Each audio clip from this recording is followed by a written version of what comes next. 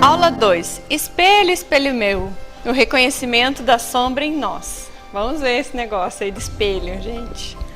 Bom, então o texto que foi selecionado é do livro Espelhos da Alma, uma jornada terapêutica. Aquele do Núcleo de Estudos da Série Psicológica.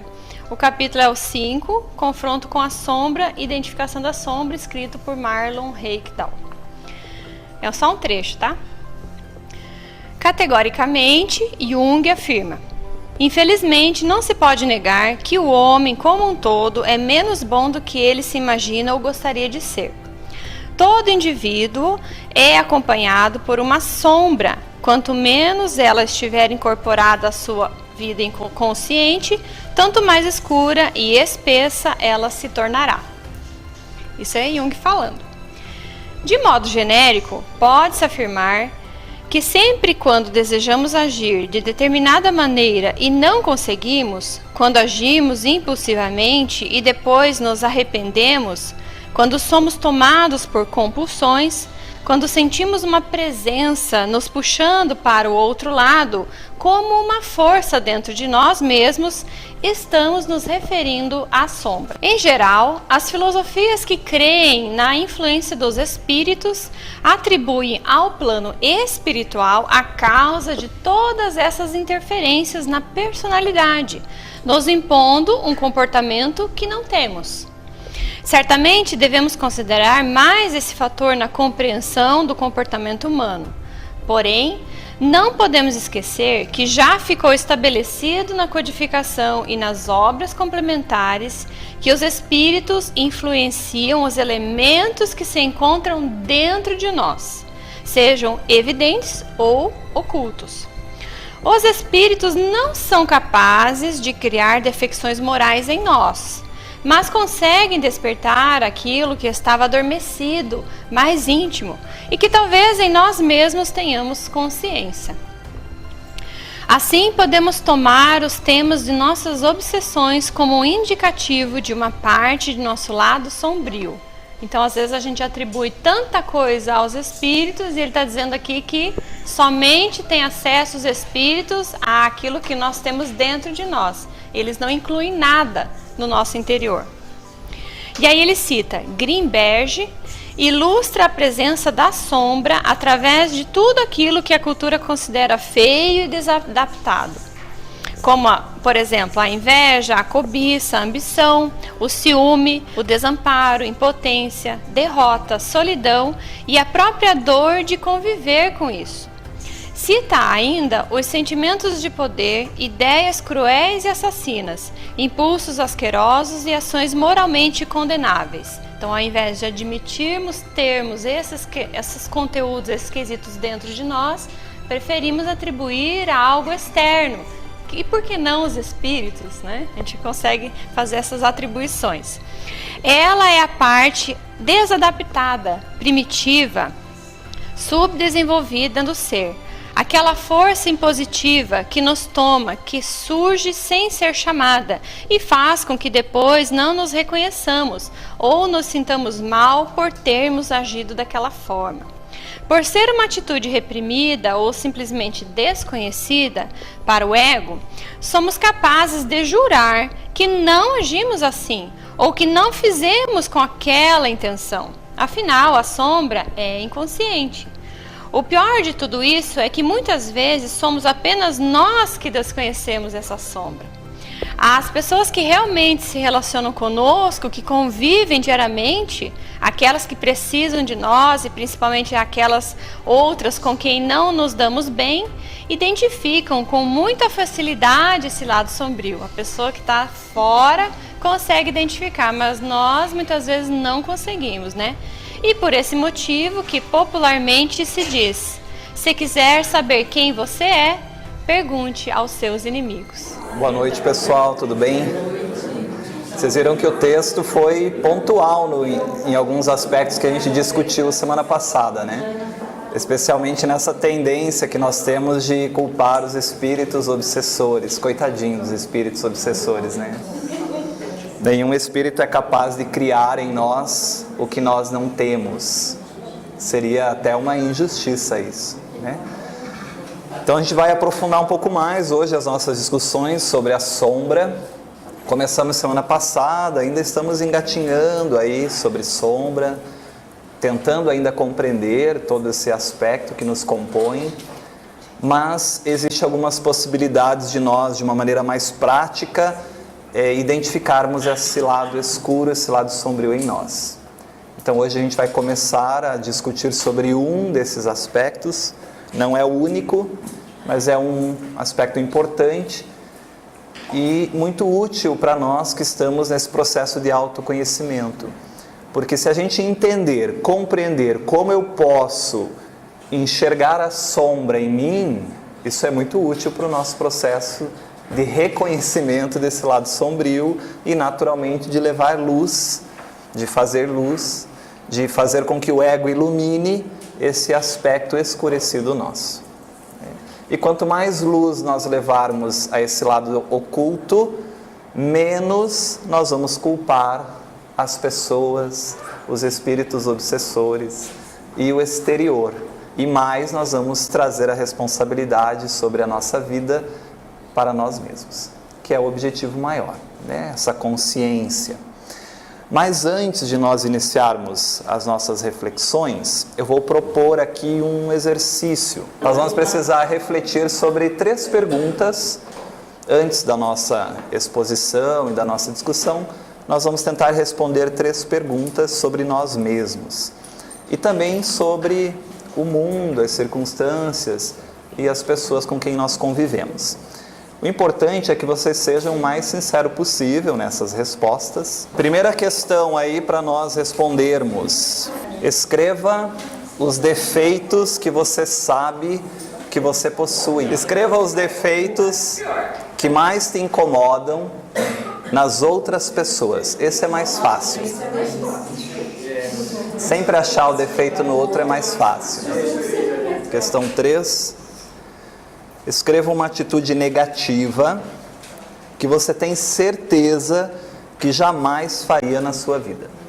Eu tenho certeza que isso eu não faria. A gente vai fazer um breve resumo do que nós discutimos na semana passada. Me pareceu que ainda ficou um pouco confuso em função do que algumas pessoas vieram conversar e dos questionamentos depois. Primeiro item, isso tem que ser claro para todos nós.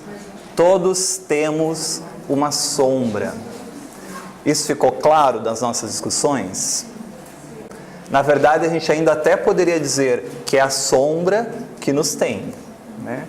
Porque é essa energia que vem à consciência e toma conta da nossa personalidade, do nosso comportamento. Mas esse aspecto é importante porque nós temos que ter conhecimento, ou pelo menos compreensão, de que há um lado escuro, desconhecido de nós mesmos. Um lado que esse ego ainda não foi capaz ou não é capaz de acessar, de iluminar. Então todos nós temos esse lado, essa sombra, que o item 2 nos proporciona entender isso. É sombra porque é desconhecido, porque é escuro, porque é ignorado pelo ego. Isso é importante. Então, na questão 3 da nossa pergunta, a gente perguntou assim: escreva uma atitude negativa que você tem certeza que jamais faria na sua vida. Ter certeza é da consciência, é do ego.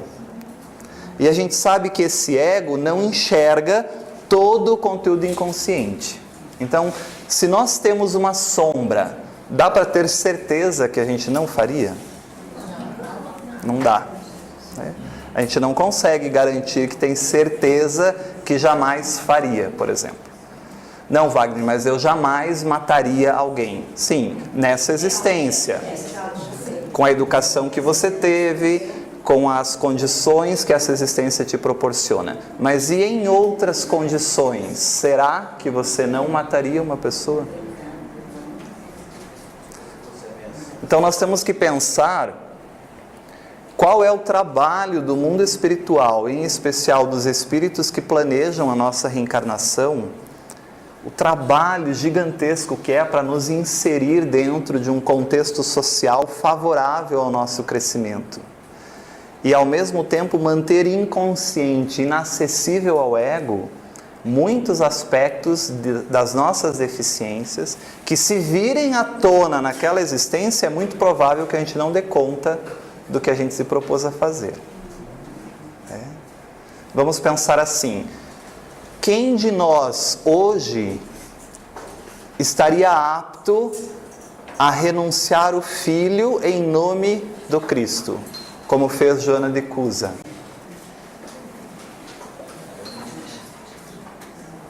Então tem alguns aspectos nessa sombra que vão definir seu comportamento baseado em algumas necessidades pessoais, egóicas. Porque uma pessoa, para assumir o compromisso com o Cristo, a ponto de abdicar a vida do próprio filho, tem que ter uma iluminação do aspecto egóico da sombra muito grande. Vocês entendem o que eu quero dizer? Então, temos essa sombra. É um lado ignorado, é um lado escuro, desconhecido. Nós não conhecemos isso. Então pensa comigo, vocês são invejosos? Não precisa responder, tá? Responde assim, intimamente, para não constranger ninguém. Vocês são egoístas? Já fizeram alguma coisa que vocês se arrependem de ter feito? Já fizeram alguma coisa ou gostariam de fazer alguma coisa que não tem coragem de contar para as pessoas o que é? Tem vontade de fazer alguma coisa que só você de ficar sabendo daquilo já se sente envergonhado? Imagine se as outras pessoas soubessem. Então isso tudo não é sombra. Porque você sabe, você conhece. A sombra é ignorada pelo ego, você não conhece. A sombra é pior do que isso. Porque a sombra é aquilo que o ego não enxerga. Se você enxerga a tua inveja, não é sombrio. O ego já iluminou isso. Não, tudo bem, eu não sei como relacionar-me com a inveja. Ela está ali, mas eu estou vendo. Sim, mas não é sombra. O conteúdo sombrio que atua nessa personalidade, ele é imperceptível pelo ego. Por isso é o lado escuro, é o lado ignorado. É o que ainda a gente não conseguiu iluminar. Então as deficiências que eu olho, pergunta número 1, aquilo que eu olho para mim e sei que é meu, não é minha sombra. Porque eu já reconheço que aquilo é uma deficiência minha. Sombra, como disse o texto, às vezes os outros vão me apontá-la. E eu vou dizer, não, eu não sou assim. Os outros percebem que eu sou assim. Eu, egoicamente, ainda não percebo que aquela deficiência é minha. Tudo bem? Mas como que isso pode acontecer? Como é que o ego não percebe que esse conteúdo é seu? Essa é a grande contribuição que a psicologia, as psicologias ditas profundas, né? As linhas, melhor dizendo, da psicologia que abordam o inconsciente trouxeram para nós. Então nós sempre vamos ter que lembrar, nesse aspecto 2, como é que é escuro, como é que é desconhecido do ego. Nós sempre vamos ter que lembrar dessa analogia que nós trouxemos para vocês. É escuro porque a consciência é muito pequena em relação à totalidade do que eu sou, que é um inconsciente. Nós somos um inconsciente. Então essa analogia do iceberg, ela é muito interessante didaticamente. E isso tem que estar sempre em nossa mente. Essa pequena parte do iceberg que está acima do nível do mar é o que a gente chama de consciência. Mas essa parte do iceberg é menos de 10% do total do iceberg. A maior parte dele está abaixo do nível do mar, que é representativamente o inconsciente nosso. Então, o ego, que é o centro da consciência, nessa consciência a gente tem esse centro ordenador de tudo que ocorre na consciência, que é o ego, ele olha, mas não enxerga a totalidade do que está abaixo desse oceano. Aí fica mais claro, ou pelo menos mais fácil, para nós entendermos como é que essa consciência não dá conta de todos esses conteúdos, ou a gente possui tanta coisa que desconhece que possui. Porque a totalidade nossa, que é o inconsciente, é inconsciente. Nós vimos isso lá no módulo de inconsciente. Mas assim como há um centro ordenador da consciência, que é o ego, e todo o conteúdo inconsciente, para se tornar consciente, tem que passar pelo ego. Por isso é importante a gente fortalecer esse ego, para ele dar conta de lidar com esses conteúdos. Mas assim como há esse centro que ordena a consciência, também há, didaticamente, um centro ordenador desse inconsciente, que nós chamamos de self. Muito bem. Mas o self não ordena só todo o processo inconsciente. Ele também é tudo, né? Ele é o centro do inconsciente, mas é também a totalidade da psique. Porque o self é o espírito imortal. É o espírito imortal que organiza o que do inconsciente vai vir para a consciência, quais os trabalhos que eu, enquanto espírito imortal, preciso resolver e elaborar nessa existência, e o que vai ficar ainda guardadinho porque eu não dou conta ainda. Esse ego aí está muito raquítico para a gente trazer esse aspecto sombrio de existências anteriores para resolver nessa. Deixa isso quieto ali. Quando esse ego estiver mais fortalecido ao longo das experiências reencarnatórias, aí direciona esse conteúdo. Perfeito?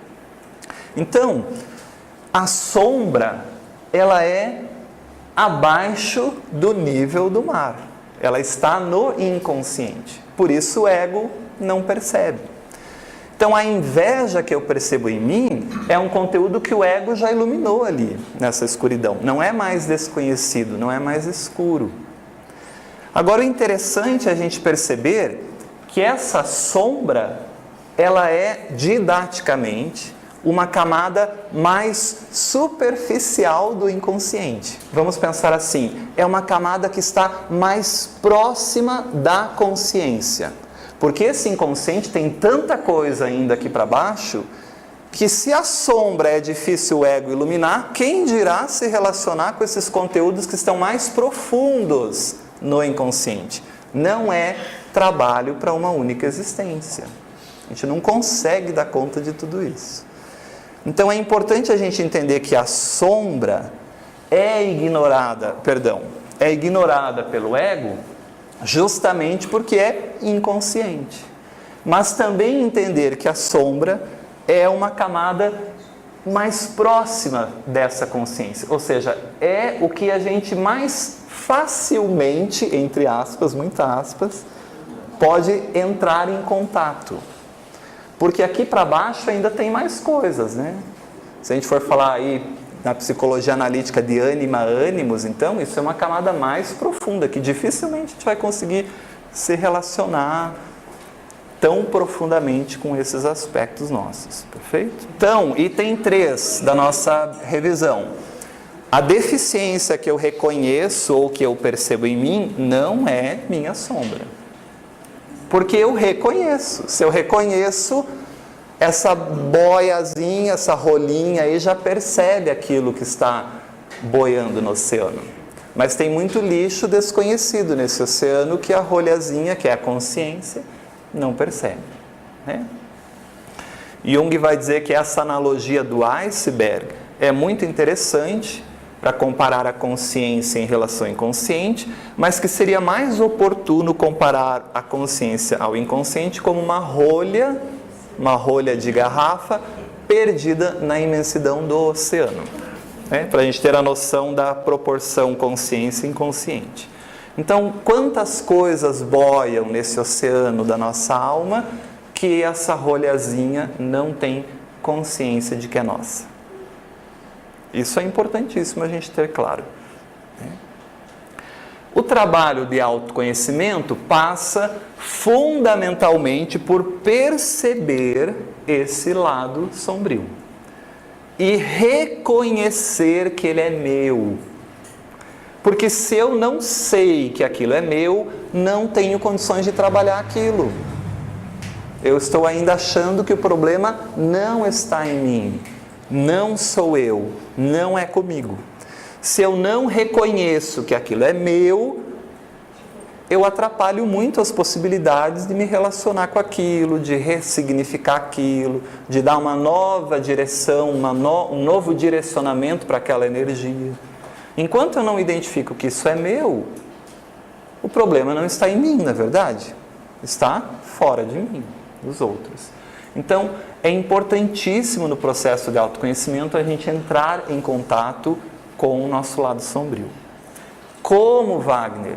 Calma, hoje a gente vai começar a ver como a psique cria um mecanismo para a gente olhar a própria sombra. Mas tem vários outros que a gente vai discutindo ao longo aí da nossa evolução, né? Da progressão desse estudo. Quanto menos eu entendo que eu tenho esse lado sombrio, quanto mais eu ignoro isso, ou seja, o meu ego não tem contato com esse aspecto sombrio, mais essa sombra ganha força, mais essa sombra atua sobre mim. Jung vai dizer, mais densa, mais escura, mais atuante ela é, como a Adri fez na leitura inicial aqui. Claro, porque essa sombra, essa energia, vem até a consciência, impõe sobre nós comportamentos, o ego não percebe que é seu, age daquela maneira e ainda responsabiliza fora de si alguém, alguma coisa por aquilo, né? Quanto mais então eu ignoro a minha sombra, mais eu acredito que o problema não está em mim, que o problema é o outro. Se você acha que a sua vida, ou na sua vida, as pessoas atrapalham muito ou criam muitos problemas para a sua vida, essa é uma grande percepção de que você ignora a sua sombra. É um convite para você iluminar um pouco esse aspecto escurecido.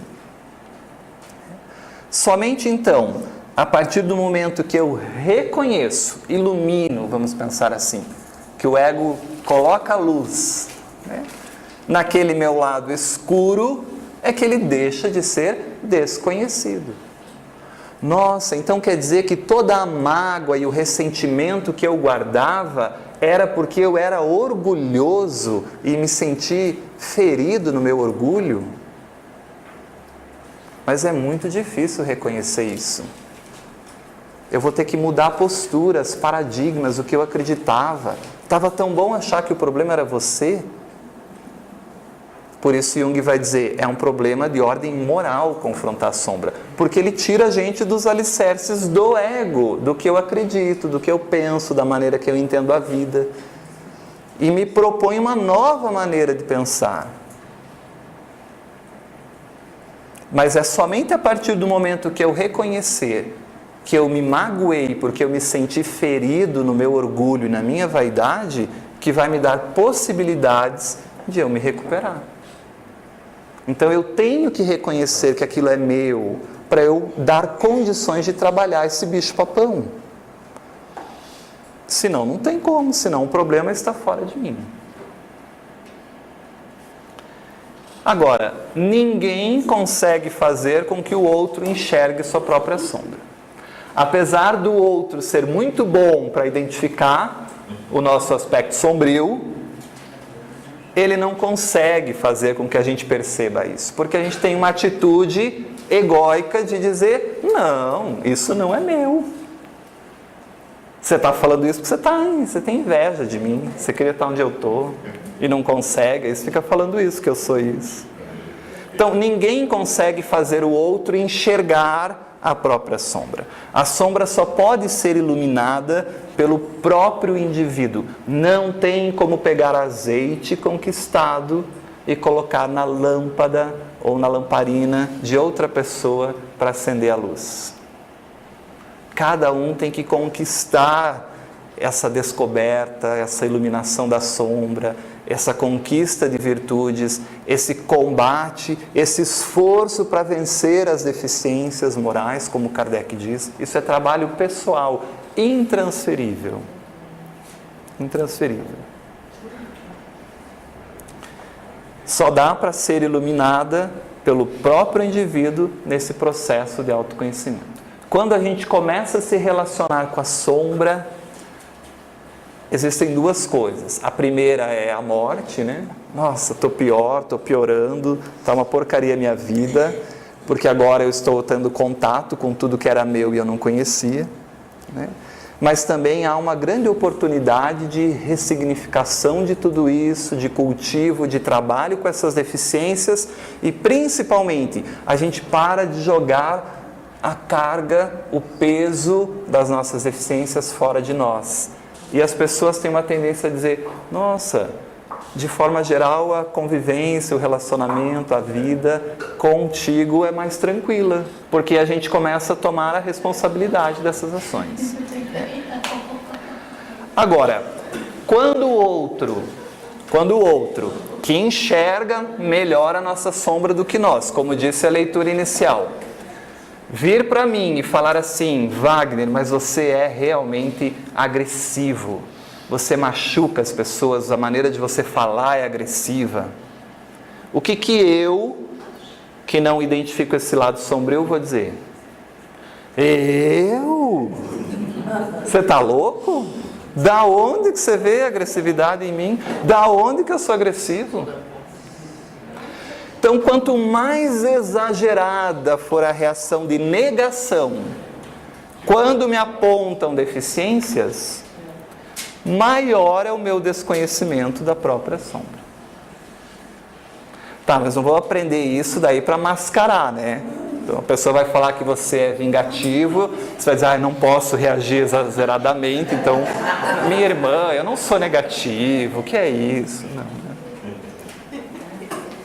Quanto mais intensa for essa reação de negação ou de, né, maior for isso, mais exagerado for isso, quanto mais desajustado for isso, mais intenso é esse conteúdo dentro de nós. Então aqui foi um rápido review, né, do que a gente já tinha discutido. Mas a pergunta importante para nós é essa. Wagner, se a sombra é inconsciente, como é que eu vou perceber esse aspecto sombrio em mim? Como eu faço isso? Se é inconsciente, como eu percebo que a sombra atua na minha vida, se manifesta no meu comportamento, ou que aquela minha reação é uma característica do meu lado sombrio? Essa é uma pergunta fundamental para nós nesse processo de confronto com a sombra. Perfeito? E aí eu disse a vocês que o self tem um mecanismo espetacular de controle, de gerenciamento desse inconsciente. O self é sábio. Nós vimos que o inconsciente junguiano é um inconsciente com muita sabedoria. E que ele direciona esses potenciais criativos da nossa alma. Nós discutimos isso quando falamos de self. Então vamos pensar que o espírito imortal, ele cria alguns mecanismos para com que paulatinamente o ego possa ir percebendo os conteúdos sombrios. Porque também, gente, não dá para a gente perceber tudo de uma vez, né? Não dá. Já pensou você iluminar toda a escuridão? Muita luz também causa um problema, ofusca, cega, atormenta, a gente perde o rumo, né? Então a gente não consegue iluminar tudo de uma vez. Então esse conteúdo inconsciente, ele vai ter que ser iluminado aos pouquinhos, gradativamente. E existe um mecanismo sábio do inconsciente que é gradativamente ir trazendo esses conteúdos que precisam ser elaborados, que precisam ser reconhecidos pelo ego, iluminados, vai trazendo gradativamente esses conteúdos para a consciência. Só que o ego vai fazer um esforço tremendo para se manter no poder da casa mental psíquica e vai ter um mecanismo de defesa desse conteúdo inconsciente que está vindo para a consciência. Ou seja, o ego se defende de quem no inconsciente? Da sombra. E o ego cria mecanismos para se defender da sombra e não olhar para essa sombra diretamente. Porque se o ego olhar para essa sombra, o ego vai ter que admitir que aquilo é dele e não mais responsabilizar o outro. E aí o ego vai perder a ilusão daquele mundo maravilhoso que ele vive. Então, um dos mecanismos que a psique cria para a gente olhar para esse conteúdo sombrio é o título dessa nossa aula de hoje. Espelho, espelho meu. Que é um mecanismo chamado de projeção. A projeção como recurso psíquico para o reconhecimento da própria sombra. Entenderam aí o caminho, pessoal? Esse conteúdo sombrio vem à consciência, o ego se defende num mecanismo de defesa da sombra e para se defender ele cria alguns recursos. Um desses recursos chama-se projeção, que a gente vai estudar hoje. Então a projeção é um mecanismo que nós devemos estar atentos, compreender o que é isso, estar atentos, porque ele revela a nossa sombra pessoal. Bom, se eu venho ao mundo, se eu reencarno para crescer, naturalmente há um planejamento para isso. Se esse conteúdo inconsciente vem à consciência, é para eu crescer. Então, já está planejado que isso vai poder aflorar. Porque eu já tenho condições de suportar, de vencer, de carregar essa cruz e crescer com ela. Perfeito? Então, tudo que vem do inconsciente à consciência, a gente consegue dar conta. Apesar de achar que não. O ego vai achar que a gente nunca dá conta, que sempre está sendo demais, que é muita carga, que está muito pesado, que Deus me abandonou. Sempre para o ego, o encontro e o olhar para o self é uma morte. O ego se sente abalado com isso, porque ele vai perder o controle da situação, ele vai ver que ele não manda tanto assim, né? Mas se não fosse assim, Deus seria muito injusto conosco, não é verdade? Estaria nos dando cargos e fardos mais pesados do que a gente pode suportar. E quando na verdade Jesus já nos ensinou que não é assim. Ele diz que o peso, o que nos é dado é leve, né? Que o jugo é suave e ainda atenuado pela misericórdia divina, porque se a gente fosse em consciência mais ampliada no mundo espiritual, olhar para trás e ver tudo que a gente fez e tudo que vem, a gente ainda ia pensar assim, como Deus é bondoso, porque está fazendo a conta-gotas essa diluição de todas esses problemas e esses lados negativos não resolvidos, essas transgressões às leis divinas que eu cometi enquanto espírito imortal. Então a gente dá conta, por mais que no durante pareça que não vai dar. Então a gente comentou que o lado sombrio, inclusive, é todo esse potencial criativo que a gente tem, esse potencial bom de vencer uma dificuldade e no final pensar assim, poxa, nem eu imaginava que eu tinha tanta força moral. Mas tinha, era sombra, porque o ego não sabia que tinha, agora não é mais sombra, fez-se luz para esse aspecto. E agora se apresentasse um novo desafio, provavelmente ele não vai ser tão bicho-papão assim, porque você tem uma característica que já está na consciência, que você já vivenciou, que você consegue acionar. Por isso Joana de Ângeles vai dizer, vencido um desafio, e esse desafio nunca vai ser maior do que a gente pode, né, pela bondade, pela justiça divina, pelo objetivo da reencarnação, mas a benfeitora vai dizer, vencido um desafio, fique tranquilo, porque um novo se apresenta, agora compatível com um novo patamar de consciência que você possui. Por isso que é importante estudá-los, porque uma vez que eu reconheço que eu estou fazendo isso, eu tenho que parar e me analisar. Qual é o objetivo com isso? Então a gente está começando com projeção, perfeito? O que é projeção? Então vamos definir. Ninguém melhor para definir projeção do que Joana de Ângeles. Então no livro Ser Consciente ela vai definir projeção. Toda vez, diz a benfeitora, que alguém combate com exagerada veemência determinados traços do caráter de alguém, projeta-se nele, transferindo do eu, que o ego não deseja reconhecer como deficiente, a qualidade negativa que lhe é peculiar. Vamos com calma, que aí ela já definiu muita coisa. Primeira coisa, ela diz de vez em quando. Ela diz, pode ser que. Ela diz, às vezes, em algumas situações. Ela diz, toda vez.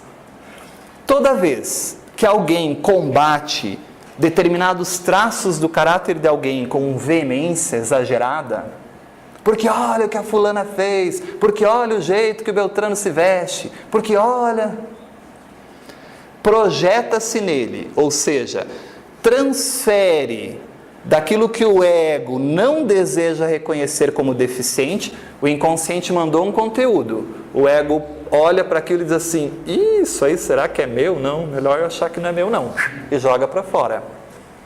É um mecanismo de defesa do ego de quem? Da sombra.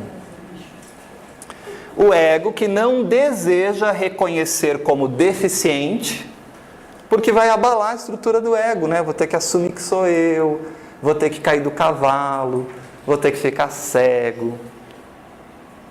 Mas também vou renascer para uma nova Ariana, para um novo Wagner, para uma nova Adriana, né?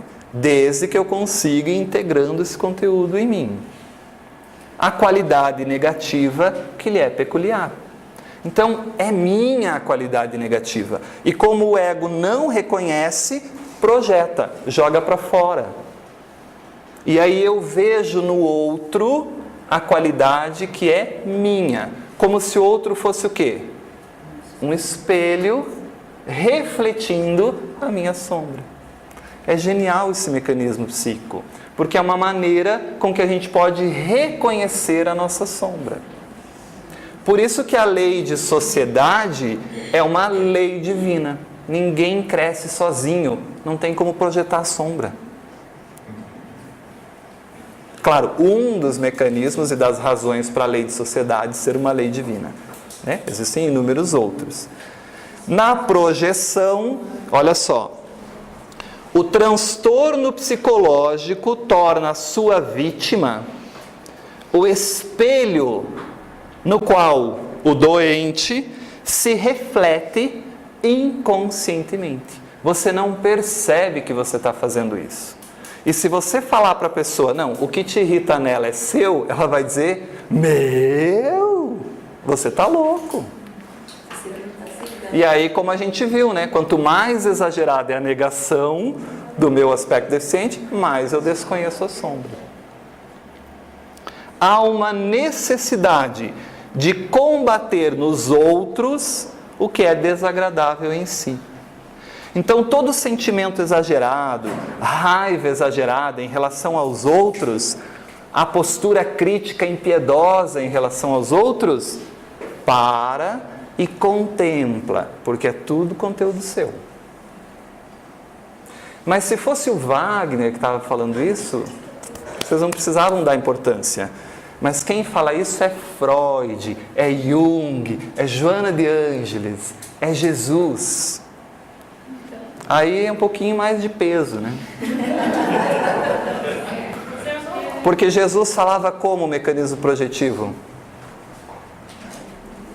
Trave e argueiro. Você vê lá no outro, no irmão lá fora, você vê o cisquinho. Agora, o tronco gigante que está no teu olho, você não vê. Jesus falava a mesma coisa. Jesus convidava a olhar para si mesmo. Essa pedra que está na mão de cada um que quer matar a prostituta é porque vocês estão se projetando nela. A raiva, a agressividade é que vocês não têm coragem de matar em vocês e aí querem matar fora. Olha para si. Quem estiver sem pecado pode apedrejar. Jesus ensinava isso. Perfeito? Então, na projeção, a gente sempre vai ver e criar no outro, sempre fora, aquilo que a gente não consegue reconhecer que é nosso. E por não reconhecer que é nosso, a gente transfere para o outro. E aquilo irrita tanto, e como eu não tenho coragem de destruir em mim, de me relacionar com esse conteúdo, o outro vira a minha vítima, o meu inimigo, meu algoz. Né? O ego fica com uma visão ilusória de que ele está bem e que o mal não é dele, não é verdade? Na projeção, o que fica para o ego? A identificação do bem. E o mal que eu não reconheço em mim, eu projeto fora. Então você é o mal e eu sou bom. Essa projeção pode acontecer individualmente, quando eu não gosto de alguém, quando eu não vou com a cara de alguém, né? Mas pode acontecer coletivamente, quando uma cultura e uma sociedade não vai com a cara de outro povo. Isso acontece também coletivamente, entendeu? Toda vez que eu tenho conteúdos que me compõem, que são meu lado sombrio, mas que eu não consigo aceitá-los, que eu não consigo integrar isso ao ego, e a gente joga isso para fora, isso nos impede do quê, pessoal? Nos impede de crescer, nos impede de reconhecer que aquilo é meu, de trabalhar intimamente aquilo e parar de achar que é do outro. Conhecer sobre o mecanismo psicológico da projeção é fundamental para todo aquele que se propõe a jornada do autoconhecimento. Pois na hora em que me percebo raivoso, revoltado, criticando o comportamento das pessoas, a maneira de alguém se vestir, tecendo comentários depreciativos sobre os outros, maledicente, preconceituoso, ou combatendo algo ou alguém exterior a mim mesmo, deveria constatar que esses conteúdos são, na verdade, meus, e refletir por que não tenho coragem de enfrentá-los. Essa é a proposta para nós. Essa é a proposta. Por que é que quando fulano entra, eu sinto um negócio, não vou com a cara dessa pessoa? E às vezes eu nem conheço fulano. Se eu nem conheço fulano e não vou com a cara do fulano, de quem é o conteúdo? É do fulano? É óbvio que é meu. Se o fulano não disse que é daquele jeito, se o fulano não se mostrou que é daquele jeito, da onde vem o pensamento de que fulano é daquele jeito? De dentro de mim. Então, se o outro não disse, se o outro não fez, se o outro não falou, o conteúdo não é dele, o conteúdo é meu. Então, toda vez que a gente se pegar em posições de sentimento emocional exagerado em relação a alguma coisa externa, contempla, porque isso não é do outro, isso é seu. Isso é seu. Isso é o que nos ensina o mecanismo de projeção. Mas é duro o ego assumir isso. E o ego vai lutar com todas as forças para dizer, não sou eu. Inclusive, alguns podem pensar, não acredito que isso é assim. Isso é uma bobagem que você está falando.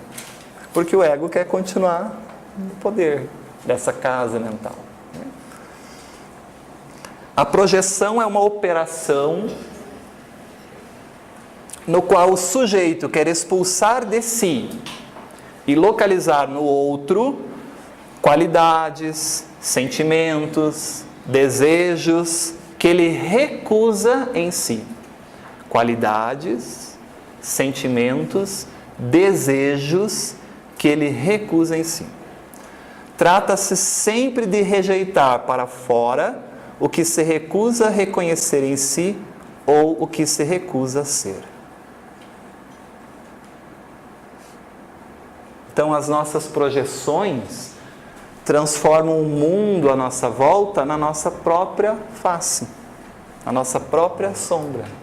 A gente vai se vendo nesses mecanismos projetivos. E é uma excelente oportunidade para a gente refletir sobre esses conteúdos em nós. Na projeção, o próximo se torna o portador do mal que o sujeito não identifica em si. Então eu pergunto, temos inimigos? Temos inimigos? Então eu posso muito bem olhar uma prostituta na rua e pensar, meu Deus, que absurdo, onde já se viu, como é que pode fazer isso? E agir numa postura recriminatória, projeção da minha sombra. Não, Wagner, mas eu jamais vou ser uma prostituta. Mas você não sabe se já foi, você não sabe se tem a tendência a ser, você não sabe se em outras condições encarnatórias você não seria. Se toca alguma coisa em ti no aspecto negativo, é porque mexeu com esse conteúdo em você. Vocês entendem o que eu estou dizendo? Porque você poderia passar pela prostituta e dizer, que triste, que difícil que deve ser essa vida. E eu tenho compaixão. Sem carga afetiva negativa, que era como Jesus se portava em todas as situações. Jesus não tinha o julgamento ético-moral negativo, depreciativo sobre as pessoas. Quando há essa carga envolvida, é porque o conteúdo é meu. Você pode olhar para mim e falar assim, nossa, como Wagner é arrogante. Não importa se eu sou ou se eu não sou. Mas se você viu arrogância em mim, é porque a arrogância existe em você como um sentimento, uma qualidade, um desejo que você recusa em você. Se eu sou arrogante ou não, é outra coisa. Mas se você viu arrogância em mim, é uma qualidade, um sentimento, um desejo que recusa em si. Vocês entendem o que é projeção? É duro isso. É duro. O ego vai aceitar de maneira fácil que é assim? Isso aqui vai nos levar à compaixão, vai nos levar ao reconhecimento de que eu sou assim. Então o outro também tem o direito de ser. Nós somos humanos, nós estamos caminhando ainda para esse processo de evolução. Isso nos liberta desses julgamentos, dessas questões que a gente projeta nas pessoas de forma negativa. A sociedade vive isso e ninguém para se analisar, né? Todo mundo tem um comentário, uma postura, uma posição, um julgamento, porque fulano está se relacionando com não sei quem, então imagina, e a gente cria uma fantasia que é nossa, porque a pessoa não disse nada daquilo. A gente olha para as pessoas e entende o que elas estão pensando. E daí alguém fala uma coisa para mim e eu fico ofendido, porque você viu o que o Wagner disse? Ele falou isso para me desmoralizar, porque ele não acredita em mim, ele quer isso, quer isso. Não, isso são os teus complexos que são ativados e que você projeta na pessoa achando que ela fez tudo aquilo, mas ela não fez. Aliado a toda essa questão minha, então você imagina esse lado sombrio que eu estou projetando. É esse lado sombrio que o mundo espiritual, percebendo vibratoriamente, que o obsessor vem e potencializa. Isso mesmo, ela falou isso para te denigrir, ela quis te desprestigiar, ela acha que você é um insignificante, que você não vale nada, é isso mesmo que ela falou de você. O obsessor tem a capacidade de potencializar, mas nunca de criar isso, porque isso toca você. Aí você pode dizer assim, não, Wagner, mas eu jamais agiria como fulano. Você não sabe. É a questão número 3. A gente não sabe se nas mesmas condições a gente não faria. Se mexeu com você, barbas de molho, porque existe esse conteúdo dentro de ti. E nós não estamos falando somente, por exemplo, de uma corrupção velada, né? Ou melhor, de uma corrupção não velada, aberta, exposta. A gente está falando de uma corrupção velada, né? Aonde que a corrupção se manifesta na minha vida? Onde que o ladrão se manifesta na minha vida? Essa reflexão é importante. O que eu roubo das pessoas? Com quem que eu me relaciono por interesses pessoais somente? Então, se aquele conteúdo tocou em mim, é porque eu sou igualzinho, ou melhor, ele é o reflexo do que eu sou. E a psique está criando num mecanismo lindo um processo para com que esse ego possa perceber-se no outro. É lindo quando o ego elabora isso, porque aí se reconhece como humano, se dá a condição de se aceitar, de se responsabilizar, de processar esse conteúdo, de aliviar a carga projetiva sobre o outro, né? De ser até ter mais compaixão em relação aos outros, não ter o julgamento, né? Isso tudo nos dá esse processo de identificação desses aspectos. Em que situações da minha vida eu quero ter vantagem, né? Será que a corrupção é só eu ir lá e desviar um contrato milionário? Não é. Em geral, isso é muito importante, pessoal. Vemos a sombra indiretamente. É muito difícil para o ego olhar para a escuridão, iluminar e ver a sombra diretamente. É um trabalho para poucos. Em geral, vemos a sombra indiretamente, nos traços e ações desagradáveis das outras pessoas, lá fora, onde é mais seguro para o ego observá-la. Ai, que bom, não sou eu. O problema não é meu, o problema não está comigo. O ego se sente maravilhado com isso, num mecanismo de fuga do confronto com a sombra. Num mecanismo de defesa da sombra. Quando reagimos de modo intenso a uma qualidade qualquer de uma pessoa ou grupo, está vendo a roupa que ela se vestiu? Nossa, está vendo a mãe agora que quer competir com a filha? Toda vez que eu faço qualquer análise exterior num sentido de crítica negativa, esse conteúdo é interior. A benfeitora disse toda vez. Então, nesse momento, o que nós deveríamos fazer? Que estamos nesse estudo. Para e observa aonde aquilo te tocou. Porque se eu tiver uma ferida no meu peito e alguém encostar nessa ferida, eu vou reagir. Agora, se alguém encostar no meu peito e eu não tiver nenhum problema, nenhuma ferida, eu vou ser indiferente a isso. Então, se há um sentimento emocional negativo aqui, é porque a ferida foi tocada. E a ferida a gente pode entender aí como os nossos complexos, as nossas questões mal resolvidas. E da mesma forma, se nós entendemos isso que nós fazemos, nós também respeitamos o outro em fazer sobre nós, né? Quando alguém vem com aquela projeção sobre nós, a gente não deveria magoar-se, ressentir-se, porque são conteúdos dele, não nossos. A gente deveria dar o direito, inclusive, da pessoa vomitar a sua sombra em nós. Quando reagimos de modo intenso a uma qualidade qualquer de uma pessoa ou grupo e nos enchemos de grande aversão ou admiração, porque pode ter a projeção positiva também, né? A projeção não é só negativa, é também tudo que eu admiro, que eu desejo, que maravilhoso. A projeção positiva ocorre muito no início do relacionamento. É o príncipe, é a princesa. E as pessoas falam, meu Deus, mas ele não é tudo isso. Ai, claro que é, ele é assim, ele é assim. Porque é uma projeção de tudo aquilo que me falta enquanto complementação psíquica, né? E que eu projeto naquela pessoa.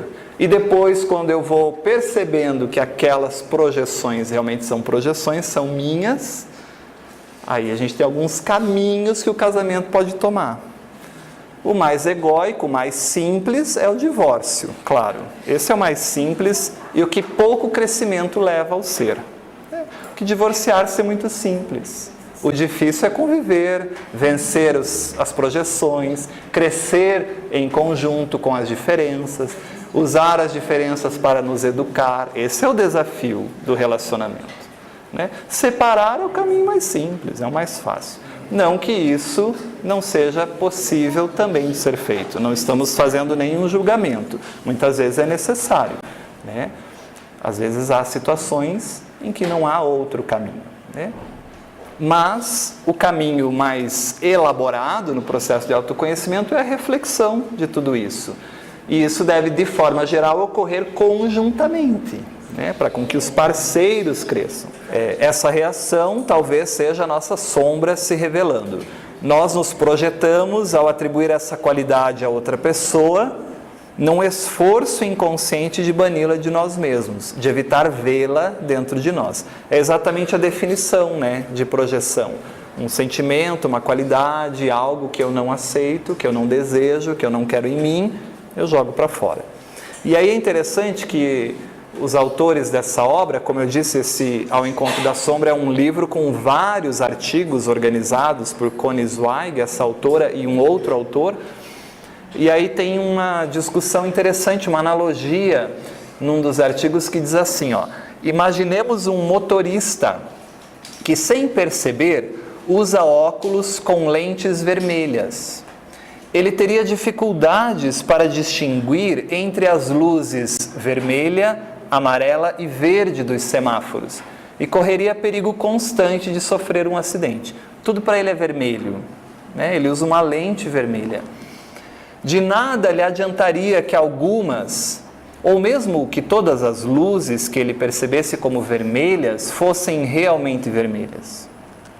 O perigo para ele está na sua incapacidade de diferenciar e separar o que sua projeção vermelha lhe impõe.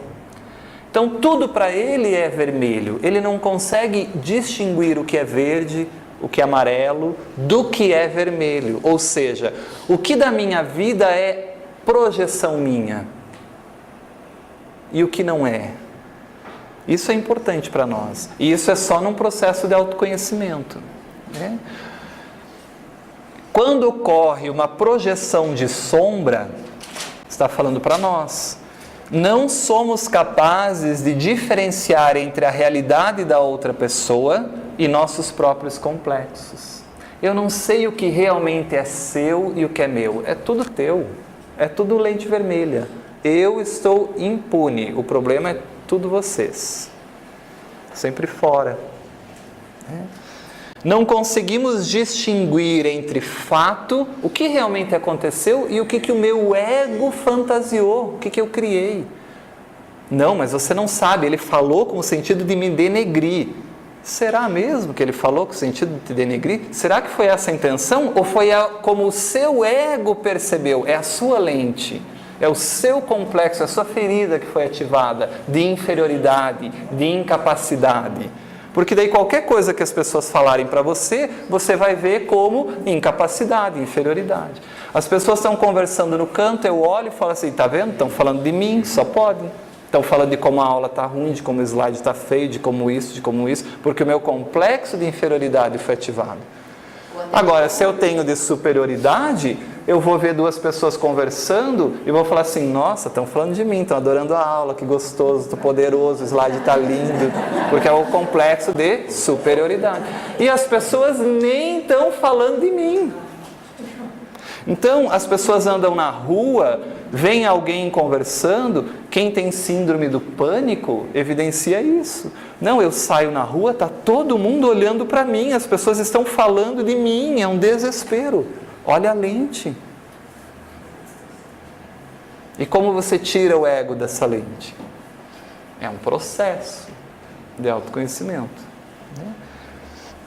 Não conseguimos distinguir o que é fato, o que realmente aconteceu.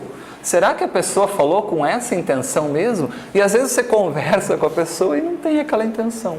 Naquela brincadeira que a gente comentou logo no início, né? Que o pai e o filho vão ao consultório e dizem assim, o filho diz, meu pai nunca me deu nada na minha vida.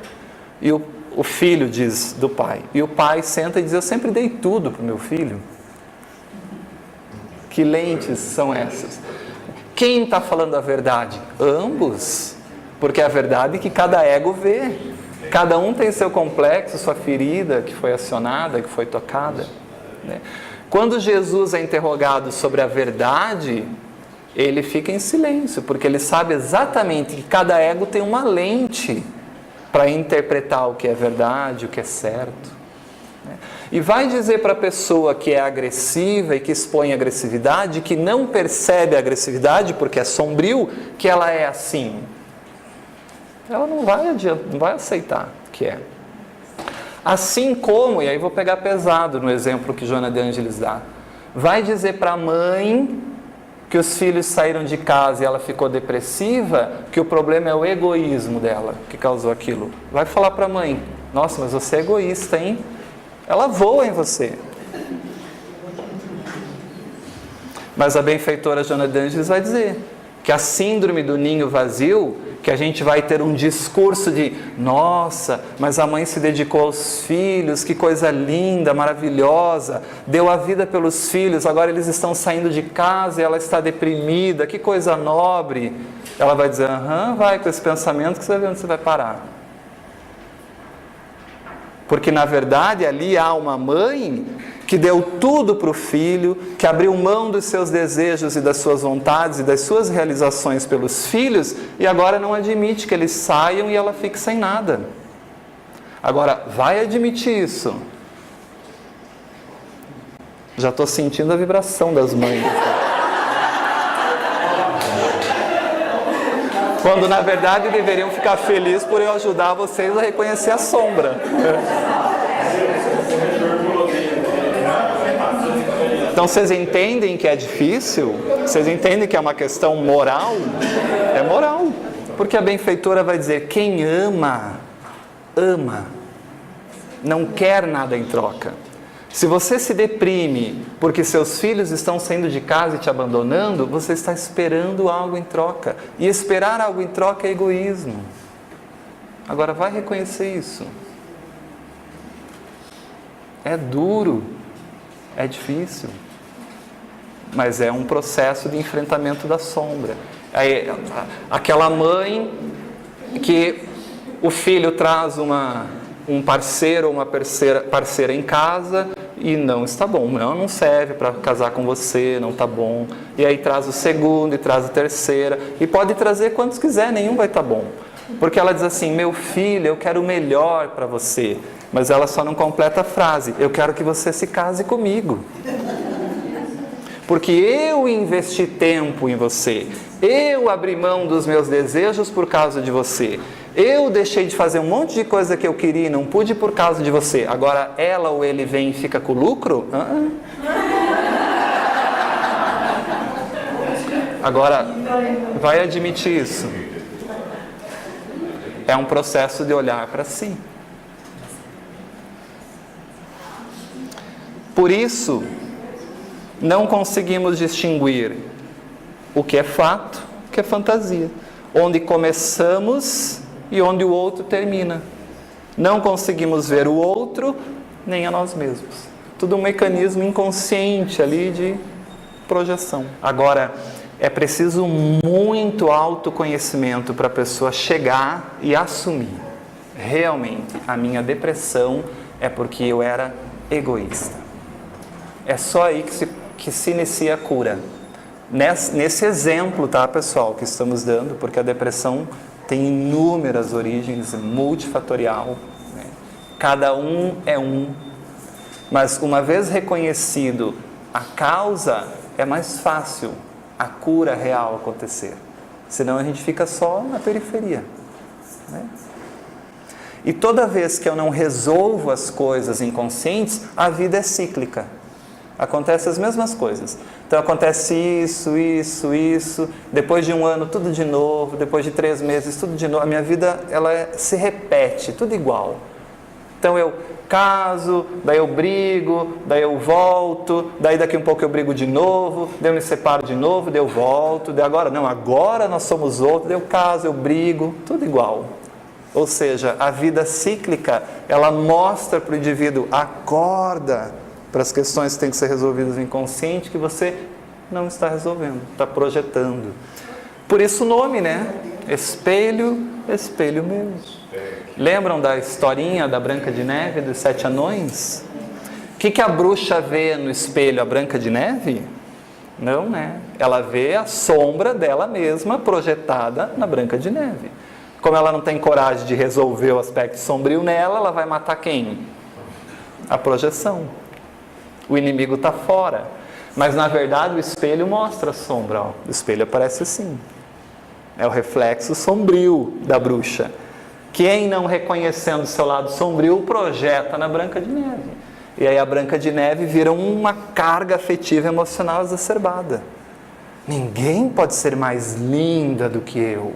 Se tem alguém mais linda do que eu, vamos matar. Porque eu tenho que ser a mais linda de todas. O que está por trás aí? Muita coisa, né? Muita coisa. Então, toda vez que algo me irrita, me incomoda, mas também me encanta, me apaixona, são mecanismos projetivos, né? São as minhas próprias necessidades que vão precisar ser trabalhadas, né? Projeta, se encanta, depois percebe que não era nada daquilo, aí vem a frustração convidando a olhar para si, realmente o que é seu, né? E coitada da pessoa que nunca foi aquilo. E aí a gente culpa a pessoa porque ela não é mais a nossa projeção. Olha que loucura que a gente vive. Não, mas você era assim, agora você não é mais. Não, mas eu nunca fui isso. Você que imaginou que eu fui isso. Então tudo isso nos leva a quê? A insights, contemplação a respeito de nós mesmos. Nunca é para fora, pessoal. Nunca é. Sempre é voltar-se para si. Então, de novo, Joana de Ângeles vai nos trazer uma informação importante. É preciso analisar o próximo como se ele fosse um espelho, no qual a imagem própria apresenta-se inversa, refletindo as lamentáveis feridas espirituais do próprio observador. Lamentáveis feridas espirituais do próprio observador. Está vendo como é forte? Vemos e criticamos no outro aquilo que está dentro de nós e não enxergamos. A sua realidade bate em mim e volta refletida para você, te transtornando. É isso que acontece. A tua sombra bate em mim, volta refletida para você e te transtorna. Te traz um conteúdo afetivo negativo. Mas o cultivo só vai acontecer se eu reconhecer que é meu, né? Então, aquela raiva que eu sinto por você, eu já paro de projetar e percebo que aquilo é meu. E aí eu falo, bom, Wagner, então eu sei que nessas situações você se irrita. Ou seja, a raiva que está em ti aflora. Então toma cuidado. Pelo menos mantém sob controle para você já não agredir as pessoas com essa raiva que é tocada, com essa ferida que é tocada. Lembra do pitbull? Amarra na coleirinha e ele fica mais próximo. Diferente de eu achar que isso não é meu. Aí o problema é o outro. Não, não sou eu que tenho raiva. É você que cria raiva em mim. Olha o teu poder. Quando você está presente, eu fico assim. Aliás, se você não existisse, o mundo ia ser muito melhor. O grau de loucura. A forma como nós olhamos. Isso é importante, pessoal. A forma como nós olhamos e percebemos o outro. Os sentimentos que temos pelos outros e pelas coisas que os outros fazem. Estão muito mais relacionadas aos nossos conteúdos internos do que realmente ao outro. Essa é a projeção. Cuidado com as pessoas que comentam dos outros com você. São pessoas que vão comentar de você com os outros, obviamente.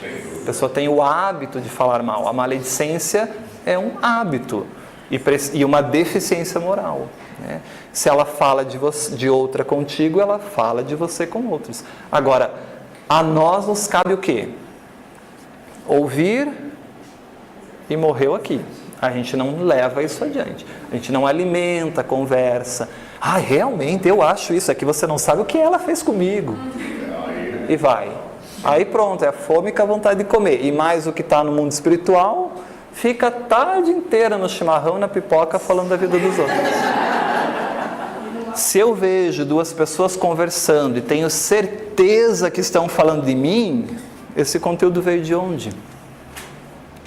Se eu olho para uma pessoa e nem a conheço e penso que chata, que metida, que ridícula, isso está onde? Nem conheço a pessoa. E mesmo que eu conhecer, se eu achar que ela é isso, ainda são conteúdos meus sendo projetados. Se olho uma pessoa e penso ou digo, nossa, como ela é vulgar, olha a roupa que ela usa, é porque esse sentimento está dentro de mim. Ou seja, se eu levantei a hipótese, é porque ela existe em mim. Então é o olhar para si. Né? Faz sentido isso para vocês? É difícil, né? Mas faz. Para mim faz. A gente supõe o que as pessoas estão falando. A gente supõe o que as pessoas estão pensando. A gente supõe as intenções, os desejos das pessoas, quando na verdade nem é aquilo. Então, qual é a nossa proposta? Contemplar, olhar para si. Que esforço você está tendo diariamente para ser melhor hoje do que ontem, como diz Kardec. Isso é o que você tem que fazer com o número 1. Você já reconheceu, você já iluminou, não é mais sombra. Bom, e agora o que você faz para vencer isso?